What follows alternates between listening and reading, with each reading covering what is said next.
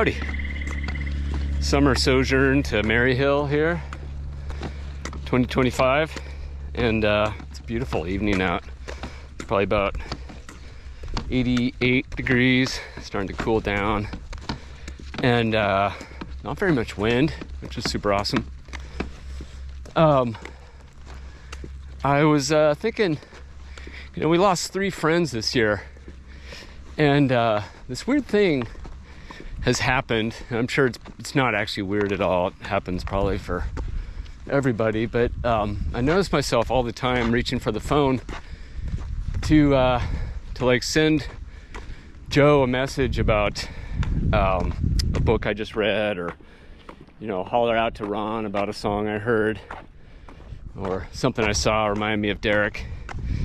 But it's one of those things we're just not very adept at wrapping our heads around, which is the finality of losing someone who's played such a big role in your life. It kind of reminds me of when I was a little kid and someone told me that space was infinite. I just could not, still can't wrap my head around that one. And recently we were standing graveside around Joe's grave at his funeral, and there was this eagle that kept flying around. And I know you're probably rolling your eyes because that sounds pretty cliche.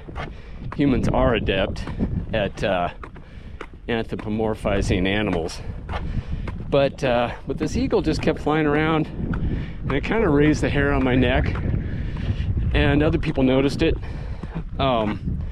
I remember when Eric got up to speak, tell an anecdote about Joe, the eagle just started chattering away. And I just thought, well, might be something to it. You never know. You can't count it out. And it also got me thinking that, that dead end feeling, that finality feeling that you feel when you do reach for the phone to call that friend and you realize you can't do that. Maybe there's a softening to that if you're able to listen to the critters out there. Maybe the answer is floating on the wind, like a bird, or elk surprises you in the forest. I don't know. You have happenstance animal encounters, and it can be nothing, but sometimes it, like I say, it raises the hair on your neck. And so no way of knowing, I guess, until you cross over. But in the meantime, I'll take solace from it, from that idea that maybe our friends are still around, just different forms. It's not a new idea, but anyways, I made this board last winter, and I decided to call it Frogsong because often when you get here in the evening, you can hear the frogs. I could already hear the frogs. They're down in that arroyo down there, down where it's really green. And by the time it gets dark,